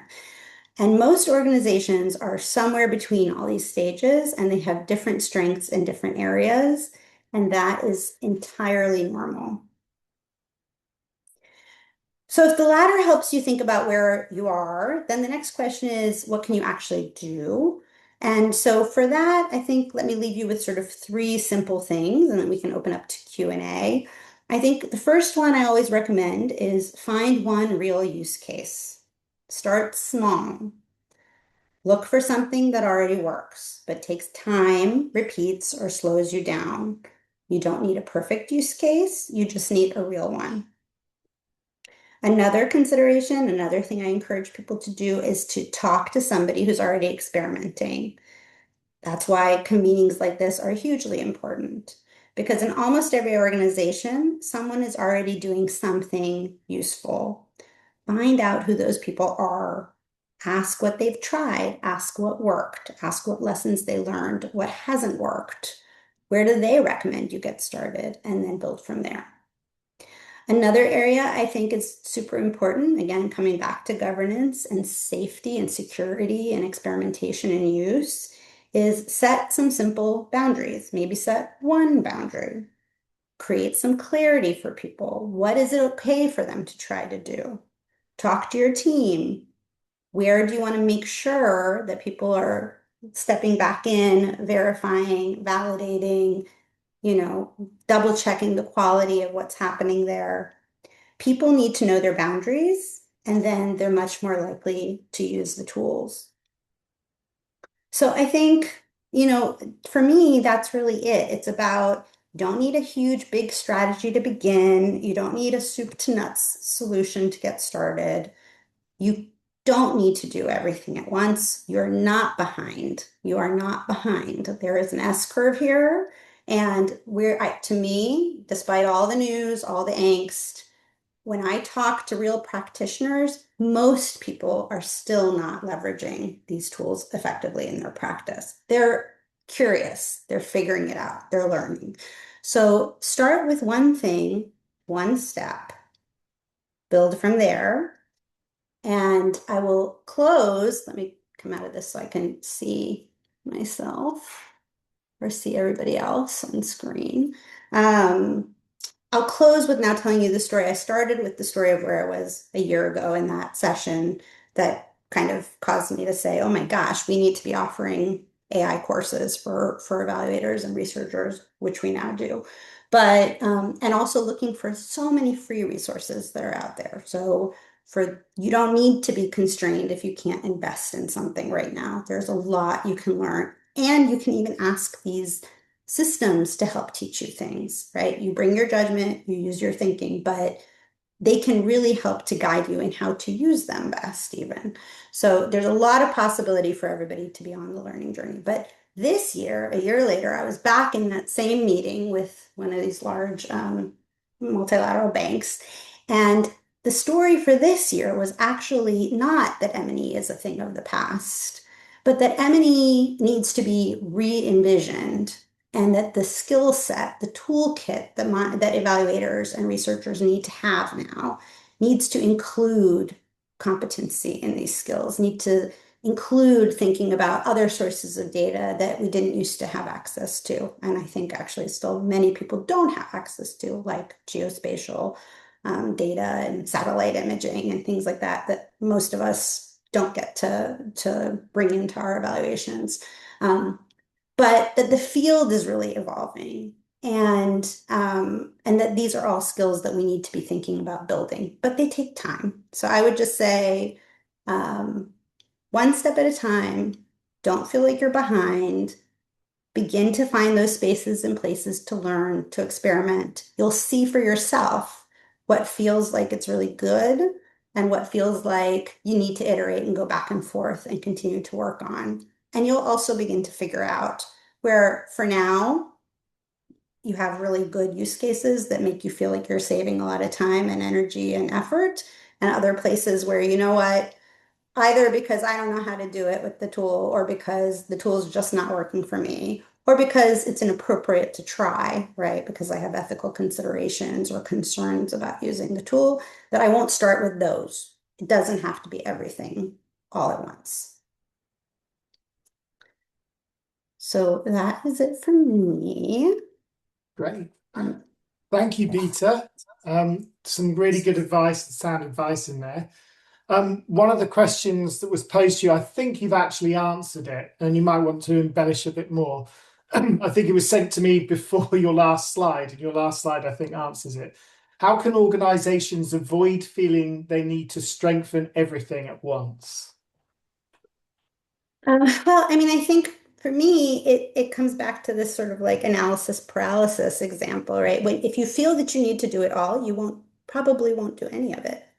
I mean, AI we're in this incredible moment in time. We're being given access to this rapidly evolving technology that's, getting better and better, and being asked to think about how to integrate it into our work.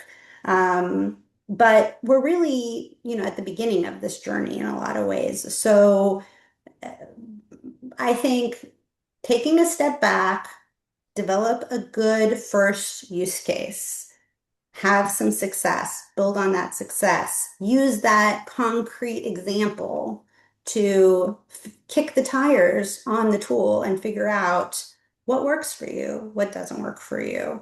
For some people, it's been things like, I'm going to use AI to schedule everybody we're a large group, and we have a hard time figuring out how to get our schedules together. So I'm going to start with that. And the reality is that's kind of low risk, right? Like, okay, if it gets it wrong, it's not going to be the end of the world. Start with something that isn't, the most risky example. Take something that you're comfortable with the idea that it may not work out perfectly right the first time, and then go from there.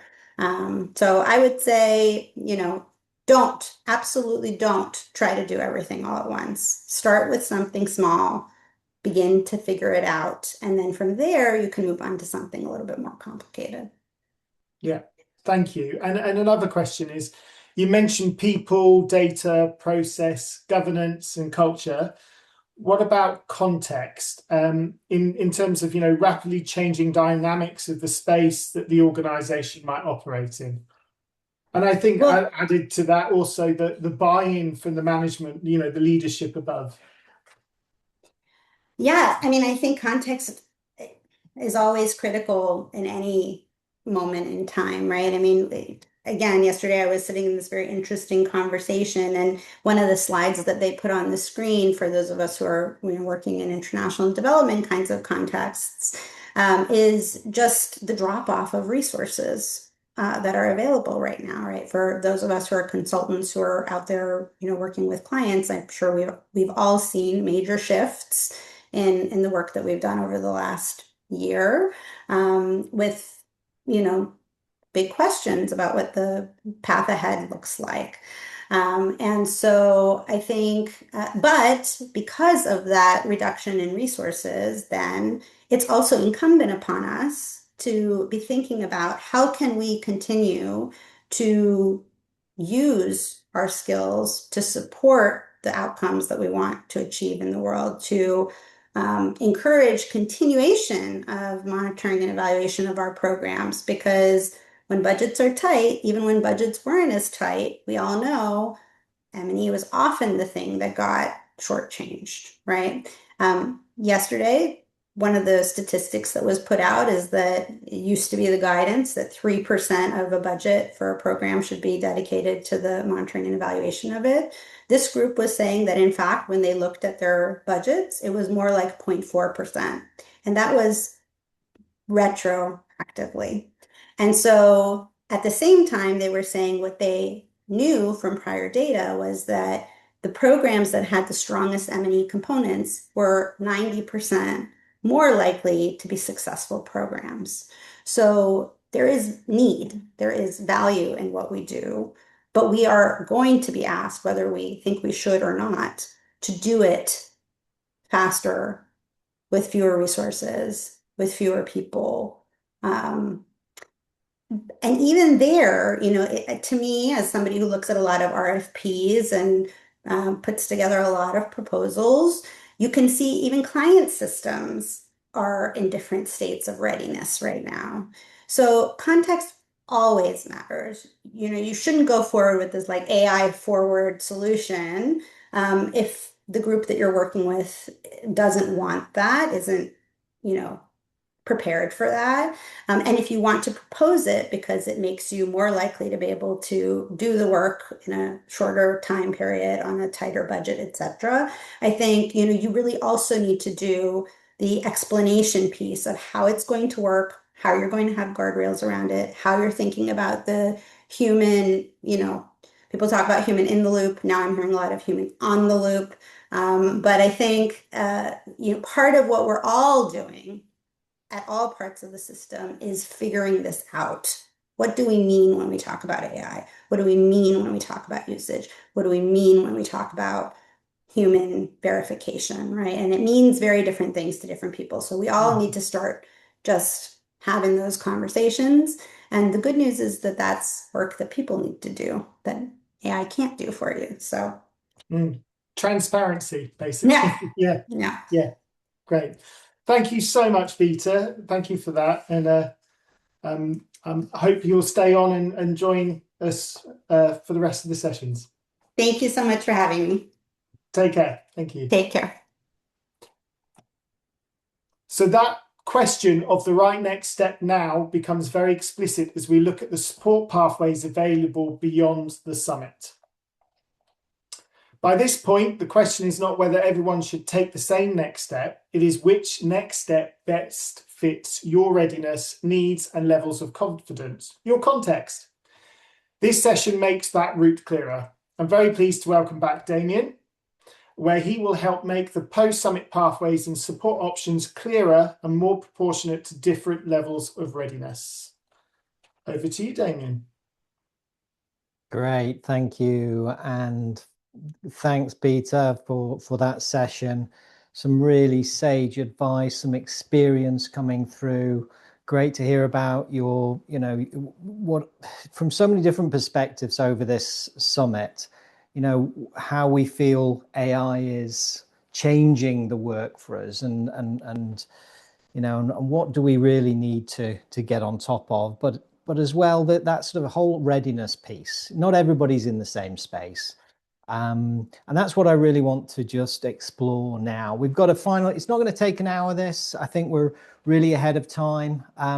We had until 6 o'clock scheduled in, but I just want to take you through now, again, just reiterate some of the thinking as to where you might be in this space. It's been an intense few days, but what's a right path for you to take right now, given everything that you've heard, both Monday, Tuesday, we've worked through this kind of excitement and possibility on day one, day two, kind of a seriousness to it, And today, really thinking about, well, what are those implementation steps? What are the practical things that we actually need to now learn about and put in place to implement, to go to that, from that kind of curious state to implemented state? So that's what I'm just going to finish off with really now.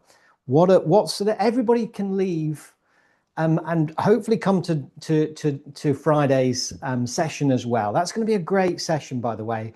We're going to bring people together to meet one another.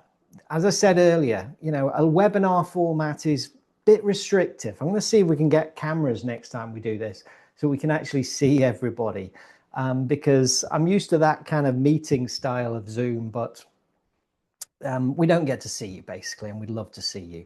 And we'd love to meet you and have those one-to-one discussions, because that's what this community really is about.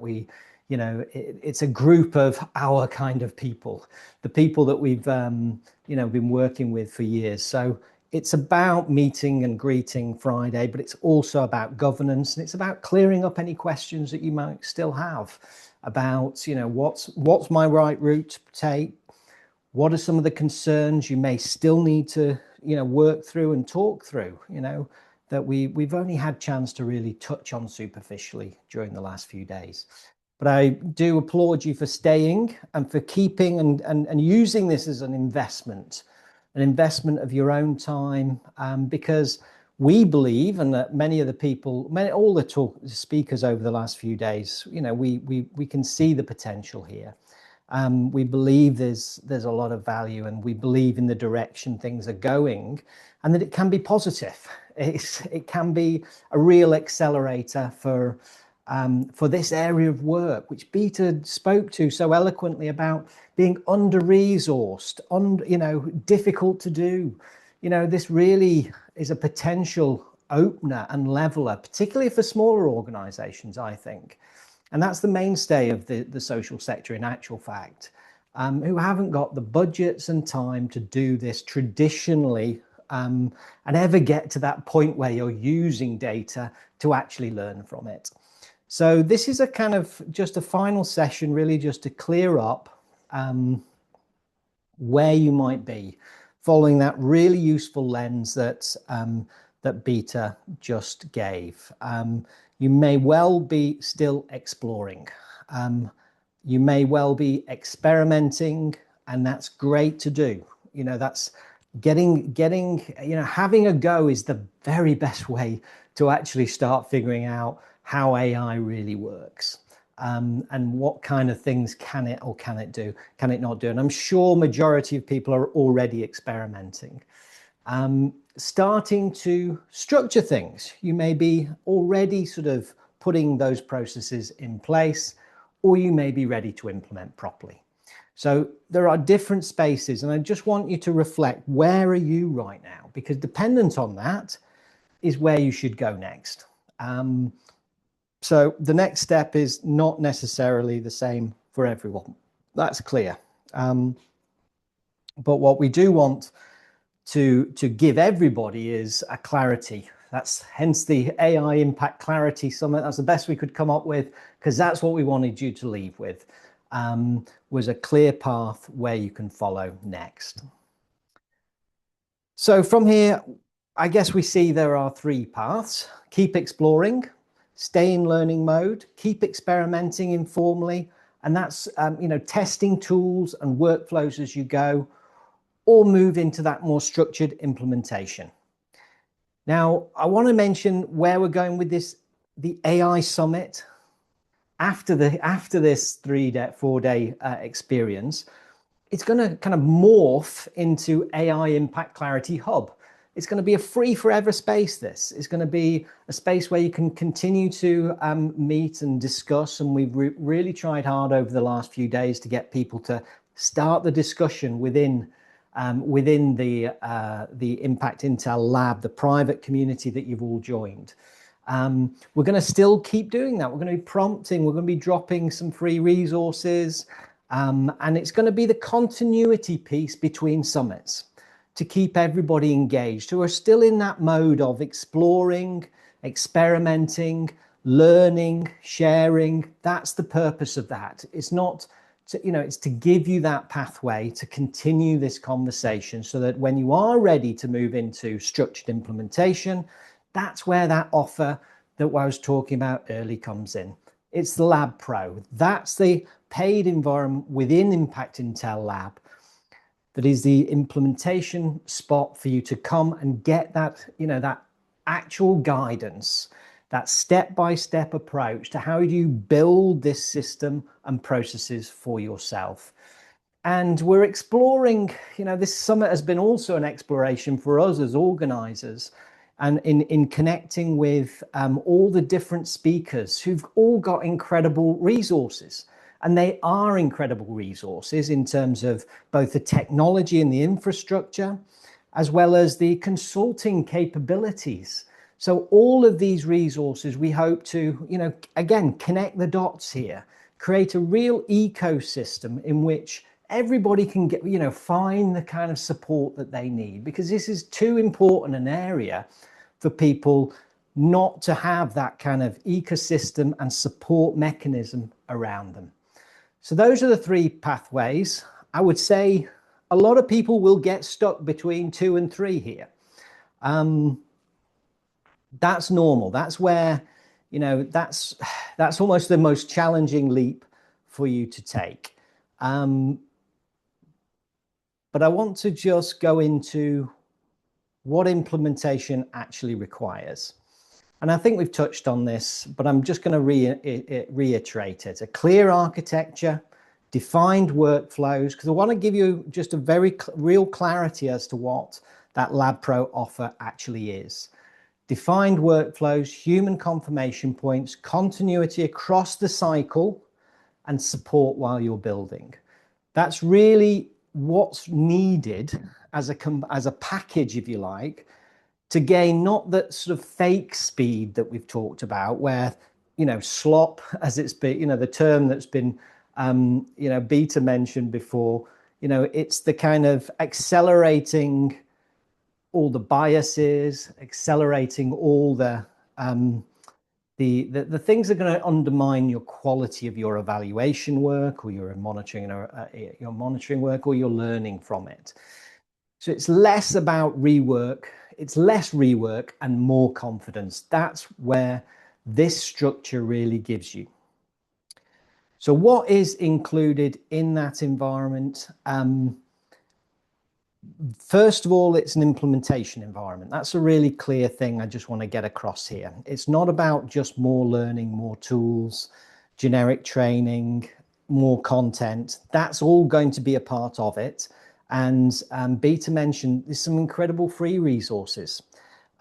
We dropped yesterday from CAST some great AI courses that you can go on. It's not about that. It's about having the support mechanism around you to do the implementation and having the infrastructure and you building that infrastructure as you go.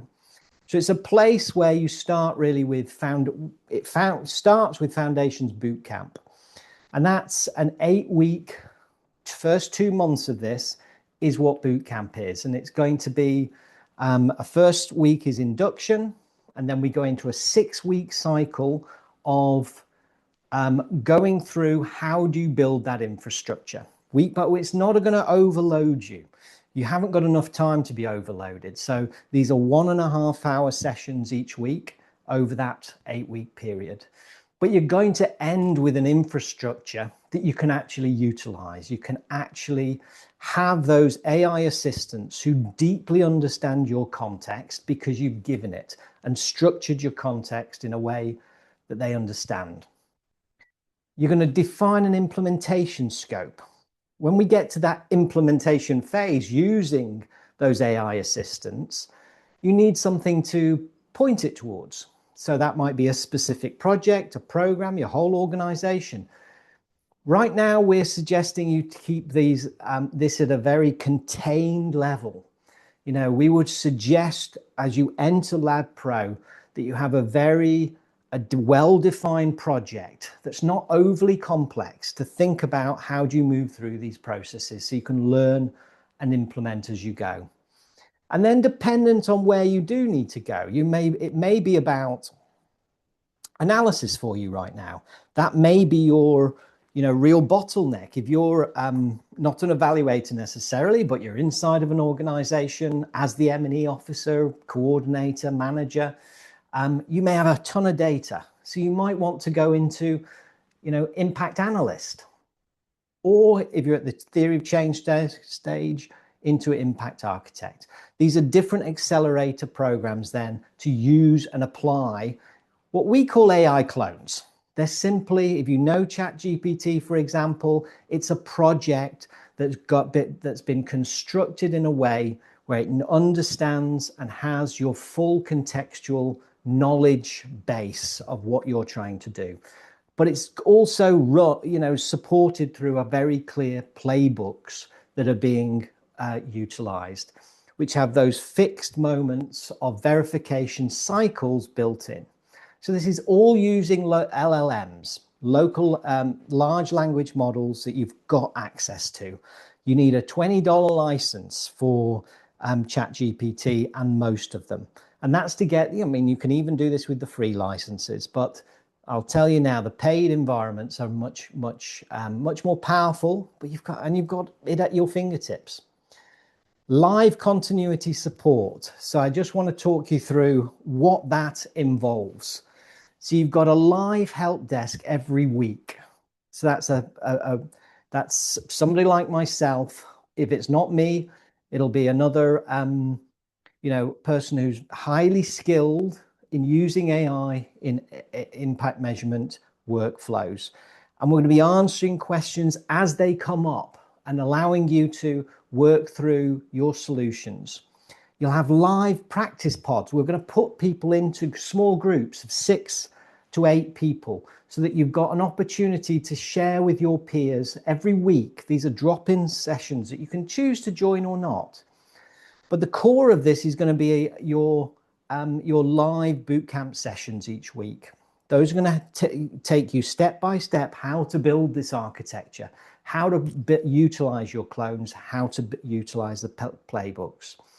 But the other aspects of continuity support that we're also including in this are monthly masterclasses. We're going to bring great speakers in to talk about this, a particular angle or topic to this, whether it's social value studies or particular methodologies that, again, AI is already currently being applied to.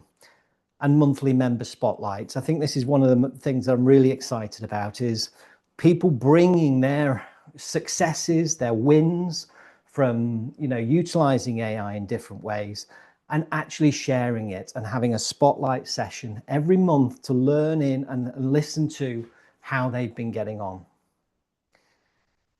And then what we've got finally, just to mention here, is co-piloting. So this is basically, we recognize that there's always going to be moments where you do need further expertise. It's almost the game changer here for the consulting model is, there's no longer a full requirement for consulting end-to-end projects. I think that's a thing of the past.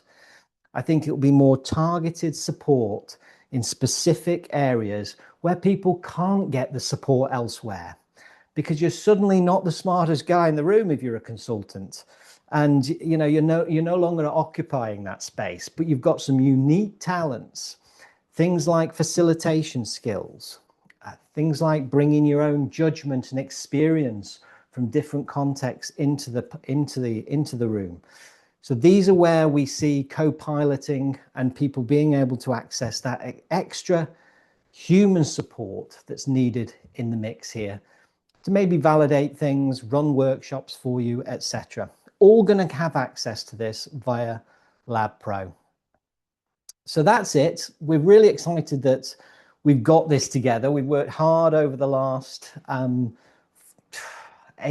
months to put this both this summit together and this offer, because we do believe that it's well timed, and we do believe that people need this kind of support out there. But if you're not ready for it, and Beta said, if you've not got the finances or the resources to do this, and if you check out the landing page, it isn't, we're trying to keep the price down as much as possible to make this affordable to a broad range of people, because we want that group to come together inside. But if it's not right for you right now, there are other routes to go as well. Keep within the hub, keep experimenting within there. We're going to carry on dropping those resources. But option one we'd point you towards is Join Lab Pro, but also actually these aren't really options. Option two is bonus day, which is on Friday. And we'd certainly like you to come, whether you've joined Lab Pro or not, or you're still trying to resolve things, or you still want the conversation. We'd love to meet you on Friday. So come along. We'll resolve any final questions. And I'll say we've got a fantastic governance session again by Neil, who's done a lot of work in this space and is really going to help you think about some of those policies and procedures and practical ways without sort of having to, write a textbook of governance procedures. But how do you actually get that in place for your organization if it's something that's currently absent, which I think it is for most organizations. So I really kind of want to plug that session and get you all to come along to that. But it just leaves me to thank really, well, I'll put this slide back up. So if anybody's wanting to access the landing page, the QR code, you can just jump in there. So that is those are some of the conditions that we've got going there. But I'd love to just thank our speakers today, Nomi, Yao, some incredible, very practical vision of where this is going. And they've been at this since 2017, I think you said, so well ahead of most of us. And they've got some incredible technology there already in play. And we've got a great offer as well inside the lab there that you can pick up on, and we'll be posting that inside on one of the tiles later. And lastly, Beta as well for a great, very very knowledgeable, very insightful and wise and sage session. So thank you all for joining us. I'll hand back to Graham